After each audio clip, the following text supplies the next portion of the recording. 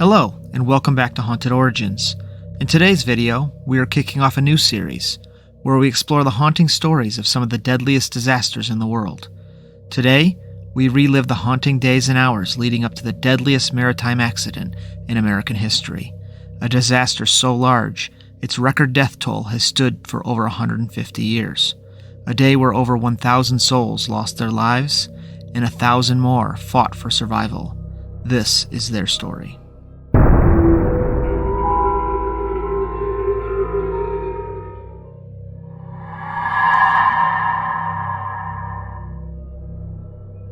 On January 3, 1863, the steamboat Sultana was officially launched. With a length of approximately 260 feet and a width of around 42 feet, the Sultana possessed an imposing presence on the river. Its design featured a classic twin paddle wheel configuration, one on each side of the boat, giving it superior maneuverability over its single rear paddle counterparts. It was also driven by 4 powerful coal-burning fire tube boilers that propelled the boat upstream against the strong currents of the Mississippi. This boiler style produced twice as much power as the conventional style boilers of the time, but that increase in power came with an increase in risk. The risk came in how the boiler was designed. It used small interlinking tubes to carry the steam, which increased its heating power, but also could potentially create hot spots if the water levels were allowed to get too low. Hot spots were a concern, because the constant fluctuation in temperature could cause the metal boilers to thin or the metal to become weaker. The risk of low water levels was a possibility when traveling up and down the Mississippi, since the water source was sometimes murky and full of sediment, clogging the pipe and restricting water flow. Knowing this, the boiler had to be under strict cleaning schedules, and regular maintenance with thorough inspection was a must.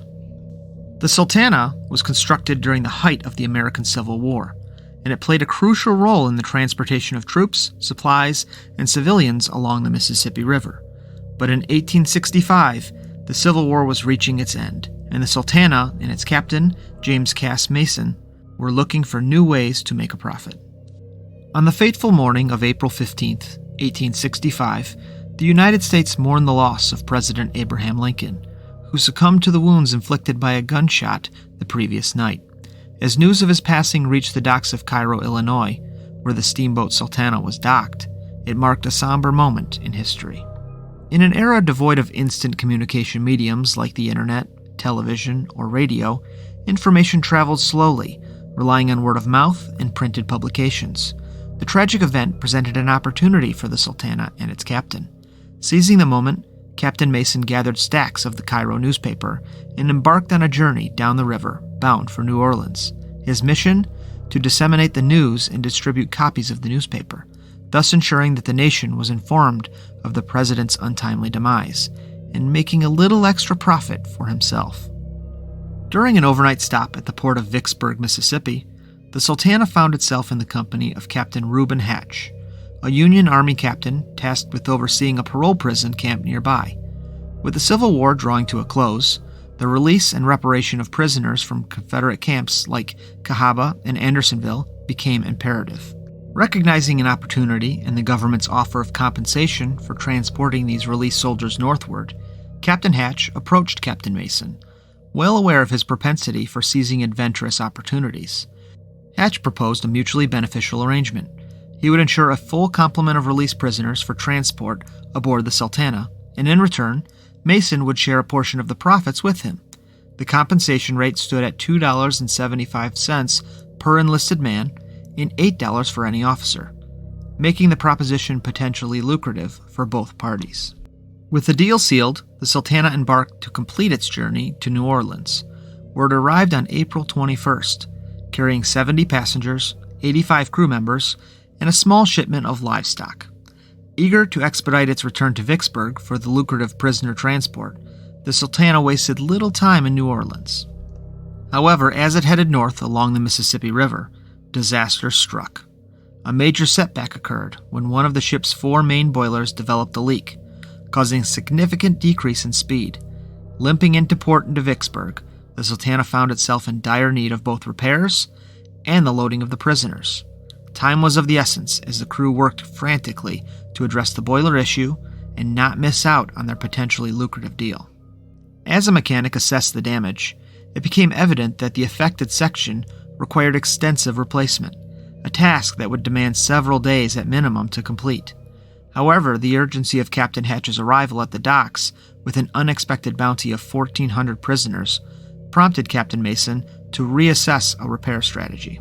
With the potential for substantial profit looming, Mason instructed the mechanic to forgo the thorough repair process and instead hastily hammer down the bulging area of the boiler, fashioning a makeshift patch to contain the damage temporarily. The aim was clear: prioritize the immediate opportunity presented by the prisoner transport, with the intention of addressing a more thorough repair at a later time. With the makeshift repair completed in haste, the Sultana swiftly loaded the prisoners under the supervision of Union officer Captain George Augustus Williams. Whether due to a clerical error or suspicion regarding potential bribery among fellow steamboat captains, Captain Williams made the decision to embark every prisoner present at the dock that day onto the Sultana. As a result, when the Sultana finally departed from Vicksburg, it carried a staggering 2,128 individuals on board. The occupant rating of a ship the Sultana's size was only 376, a fraction of what was now on board.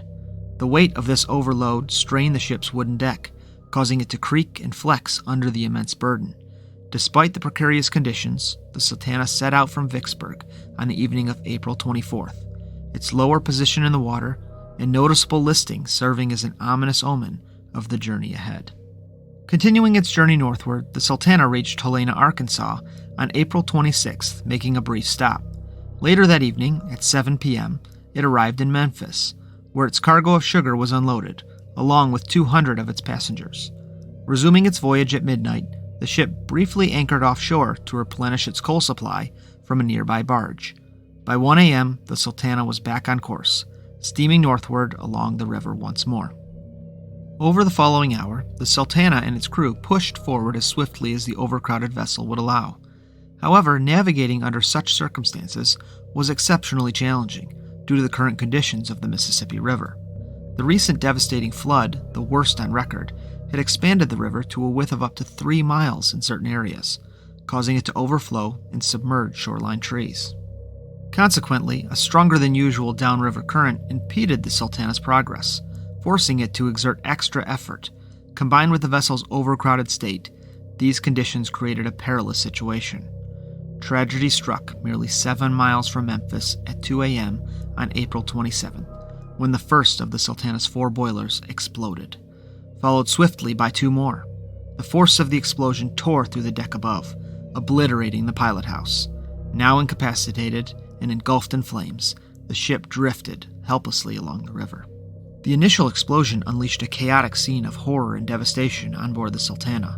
Countless passengers were hurled off the ship and into the water by the force of the blast, while others were consumed by the swiftly spreading flames. As the fire raged, some unfortunate souls met their demise in the inferno's grasp. Adding to the carnage, the 2 smokestacks collapsed, crashing down onto the deck below, crushing those unfortunate enough to be in their path. Amidst the chaos, the forward upper deck collapsed onto the middle deck, threatening to crush those below. Fortunately, the ship's sturdy double railing prevented the complete collapse, sparing many from the grisly fate beneath the falling debris. It's crucial to remember that a significant portion of the passengers were recently released prisoners who had endured brutal conditions in the camp. They were already in a weakened and exhausted state before boarding the ship. When the explosion occurred, throwing many into the water or prompting them to leap overboard to escape the flames, their depleted strength made it difficult to stay afloat. As more individuals joined them in the water, desperation set in. They clung to each other in a futile attempt to remain above the surface. Unfortunately, their efforts proved fruitless, and large groups began to sink together. Even those who managed to keep themselves afloat faced another deadly threat: the icy waters of the river, which swiftly induced hypothermia. With each passing minute, the death toll mounted as the merciless river claimed more victims. At 2:30 a.m., the Bostona, traveling downstream, stumbled upon the harrowing scene unfolding on the river. Swiftly responding to the crisis, its crew initiated rescue operations, pulling as many survivors as possible from the water and saving numerous lives. Meanwhile, the desperate cries for help from those still adrift downstream alerted nearby ships docked in Memphis, prompting them to join the rescue efforts without hesitation. Even as the valiant efforts to save lives continued, the Sultana, engulfed in flames and drifting downstream, remained a looming threat. 5 hours after the initial explosion, at 7 a.m., the crippled vessel succumbed to the river's depths, sinking near Mound City, Arkansas, a staggering 6 miles from the site of the tragic disaster. The aftermath of the Sultana disaster was undeniably tragic and far-reaching. In the months following the catastrophe, bodies continued to be discovered in the river, with some found as far downstream as Vicksburg. The final death toll, though varying over time, reached a staggering peak of 1,547 lives lost, surpassing even the Titanic, which would sink a number of years later, in terms of sheer devastation. Among the deceased were the majority of the crew, including Captain Mason. For the fortunate survivors, immediate medical attention was provided upon their arrival in Memphis. Equipment with the most advanced medical technology and staffed by trained professionals, the medical facilities in Memphis played a crucial role in minimizing further loss of life. As a result, only 31 individuals who were rescued from the riverbanks succumbed to their injuries in the months that followed, a testament to the effectiveness of the medical care provided to the survivors. The investigation into the Sultana's explosion revealed a multitude of contributing factors that culminated in the tragic disaster. Firstly, the ship's overloaded condition caused it to list back and forth, leading to fluctuation in the water levels within the interconnected boilers. This resulted in the formation of hotspots due to insufficient water on one side, exacerbated when cold water hit these hotspots as the ship listed. The sudden generation of steam and pressure in an already compromised boiler proved to be a lethal combination. Furthermore, several other factors were identified as significant contributors to the catastrophe. The boilers were constructed of charcoal-hammered metal, prone to brittleness under repeated heating and cooling cycles. Additionally, the use of sediment-filled water directly from the Mississippi River led to tube blockages, further exacerbating the formation of hotspots. The tragic outcome of the Sultana disaster prompted the eventual elimination of such boiler designs for use in steamboats, especially after 2 more steamboat explosions occurred not long after the Sultana. In the aftermath of the Sultana disaster, accountability remained elusive, as no individuals were ultimately held responsible for the tragic events.